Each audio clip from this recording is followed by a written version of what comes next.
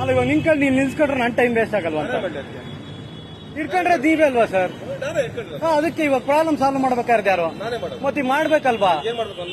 ನಾನು ಏನು ಕೇಳ್ತಾ ಇಲ್ಲ ಸರ್, ಬೇರೆ ಏನು ಕೇಳ್ತಾ ಇಲ್ಲ. ಅಲ್ಲಿ ಕೇಳ್ಕೊಂಡ್ರೆ ಯಾರು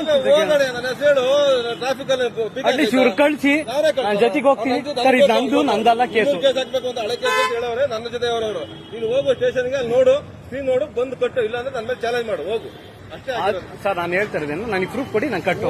ಇಲ್ಲ ಪ್ರೆಸೆಂಟ್ ಏನಿದೆಯಾ ಪ್ರೆಸೆಂಟ್ ಬೇಕಾದ್ರೆ ನಾನು ಬರೋದಿಲ್ಲ, ನೀನು ಹೋಗಲ್ಲ, ನನ್ನ ಹೆಸರು ಹೇಳು. ಪ್ರೆಸೆಂಟ್ ಕೇಸ್ ಬೇಕಾದ್ರೆ ಕಟ್ಟು ಹೋಗ್ತೀನಿ. ಇವಾಗ ಕಟ್ಟಿಲ್ಲ, ನನಗೆ ಲಾಸ್ ಇಲ್ಲ.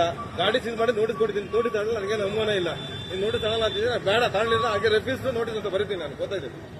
ಇವಾಗೇನ್ ಗಾಡಿ ಬಿಡ್ತೀರಾ ಅಥವಾ ಫೈನ್ ಕಟ್ಟೋದೇ ಗಾಡಿ ಬಿಡೋದು? ನಾನು ಇದೊಂದು ತೋರಿಸಿ, ನಾನು ಕಟ್ತೀನಿ ಸ್ಟೇಷನ್ಗೆ. ಅದು ಹೇಳಿದ್ದು ಕೇಳಬೇಡ. ಸರಿ ಬನ್ನಿ ಹೋಗೋಣ. ನಾನೇ ಬರಲ್ಲ, ನೀನು ಹೋಗಿ ಸ್ಟೇಷನ್. ಮತ್ತೆ ನಾನು ಹೆಂಗ್ ಹೋಗಿ ಕೇಳಿ ಯಾರು ಅಂತ ಕೇಳಿ ಹೋಗು, ಬಸ್ಸಾಗ ಹೋಗು, ತರಿಸ್ರಿ. ಈಗ ಹೋಗಿ ನಾನೇ ತರಿಸ್ಲಿ. ಮತ್ತೀಗ ಇವು ಪ್ರಾಬ್ಲಮ್ ಸಾಲ್ವ್ ಹೋಗ್ಬೇಕಲ್ಲ. ಸಾಲ ಹೋಗಿ ಸ್ಟೇಷನ್ಗೆ. ನೀನು ಹೇಳಿದ ಕೇಳಬೇಡ, ಒಂದ್ಸಲ ಆನ್ಸರ್ ಮಾಡಿದ್ದೀನಿ.